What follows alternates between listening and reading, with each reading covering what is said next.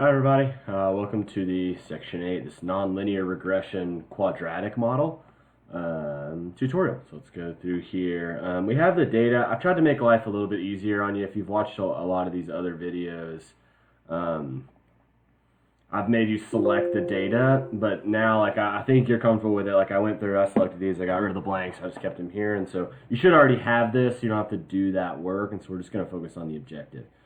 All right, and so the objective is to see if tuition and fees 2013 to 14 has a quadratic relationship with total enrollment by estimating a quadratic regression. Okay, so a quadratic regression is essentially the first nonlinear way that we talk about it. It's fitting a curve rather than a straight line. And so for this, first let's identify what's x and what's y. So my x, or my independent variable, well, tuition and fees. Right, we think how that's going to impact enrollment. And so this is going to be our x variable, this is going to be our y variable. And so the first thing we need is, right now we just have the two terms that are sort of linear, right? I need this actual tuition to have a quadratic component. And so I'm going to rename this just tuition, and then I need the squared, or the quadratic component. So I need, you can title this kind of whatever you want, as long as you know what it means. I'm going to do tuition and caret 2, so it's squared. And all we have to do is take the tuition variable and square it. So we're going to do equals. We'll select that cell, and we'll do caret 2 to square it. And then we'll make sure we double click it down. And now we're set to run the regression because we have our y variable, and then we have x and x squared. Notice this is a simple model. You can put a bunch of other variables in the model, but we're just going to focus on the quadratic portion for this one. So now it's kind of like how we ran a regression before. So we'll do data analysis, and we're going to find regression. We'll do OK.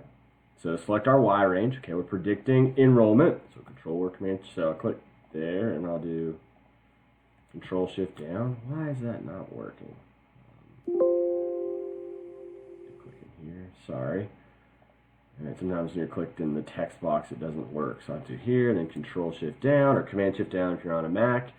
Enter, and then my x range are going to be the other two variables, so I need them both. So I need x, in this case tuition, and tuition squared, and then control or command shift down to highlight them all. All right, and then we'll want labels, and again, you can put this on a new sheet if you want, or I like to put it next to the objective or what we're doing. Again, it's up to you. I'm not going to worry about the residual plots for this one, so I'm just going to say put the output maybe right here. Enter. Okay. All right, and now we have a quadratic regression equation here. We ran a quadratic model. Again, I want these to fit. I'm going to delete these two just because it doubles up. It gives me two 95% confidence intervals. I don't know why. I'm just trying to make life a little bit easier. All right, now what we can do is kind of the same stuff we've always done. You can talk about your goodness of fit measures if you want, any significance, and then we can look in general of statistical significance here. In this case, right, I'm kind of looking for tuition and tuition squared. Both of these are statistically significant, so it's very possible that it has a quadratic effect. I again would probably want to compare this with a linear or the other nonlinear ones that we talk about in the next video, but we'll stick simple here. We've already run it, so if your goal is just to run it, you're kind of set to go here. The bonus is, let's draw the estimated shape based on the results. We'll solve for the tuition and fees that minimizes, and then solve for the actual min or max value. So if you're in my class, you'd have a formula sheet, but if not, I'll kind of walk you through and kind of what we need to do. So first, let's draw the shape. And so I'm going to insert a text box. That way we kind of know it's easy to kind of draw in. So I'll do here. And then we can insert, let's see, where are the shapes? So go to insert tab and shapes.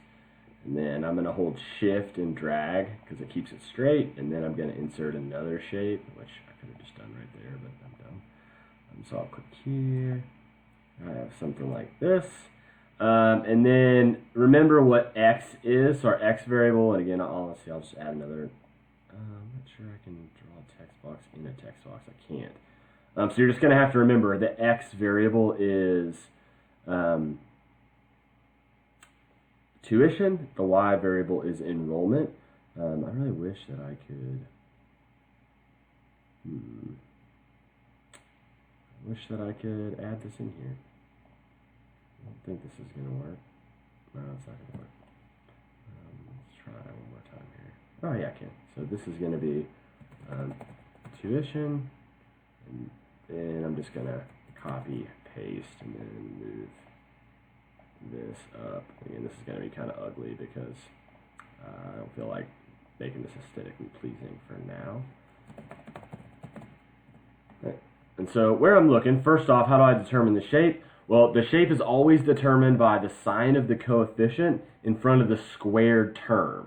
So this is positive, right? So it's very, very small, very small, but it is positive. So when this coefficient is positive, it means that we have a U shape, right? Or a happy parabola. So something like, again, we can do shapes, we can do something like this. It means we have a relationship that looks generally like this. And I'll hit escape to get out of there.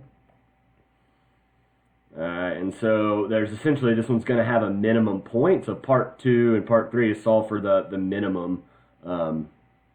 Essentially, it's saying as you charge more tuition, we have higher enrollment, which is kind of interesting. This will depend on the data that we have as well.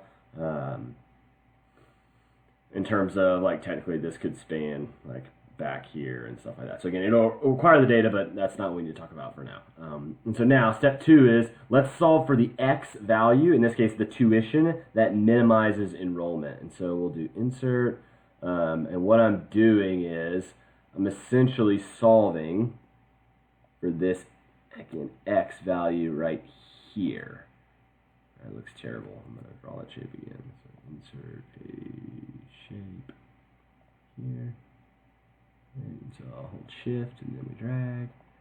Alright, so we're solving for, I'm going to copy paste, the tuition that minimizes enrollment. So that's step 1. The formula, which again I'll just bring over here, I'm doing a lot of text boxes, it's probably too much. Alright, to do that is,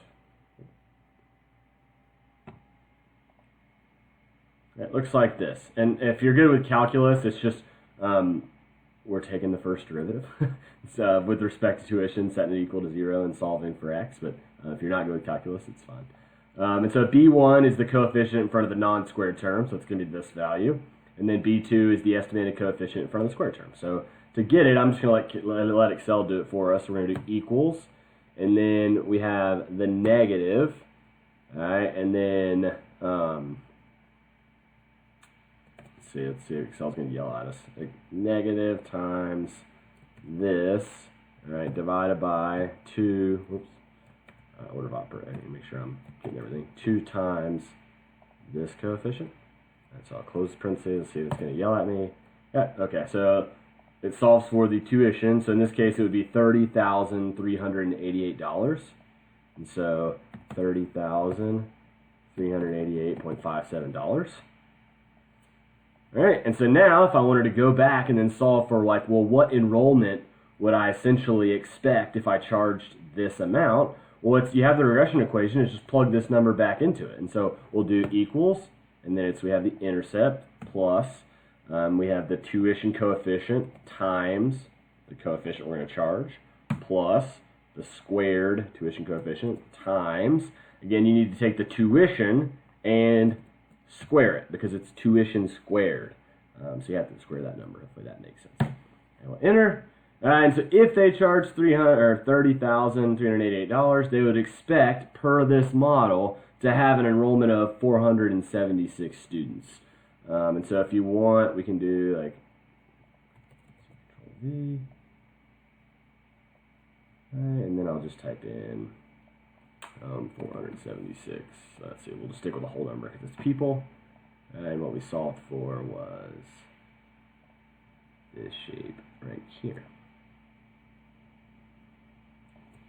Right, and so there's a lot of different ways to think about this. And so it could be that most of our data is to the left of this $30,000 per year, right? And so if we have that, it's saying, well, as schools increase tuition up to that point, they can expect enrollment to actually go down.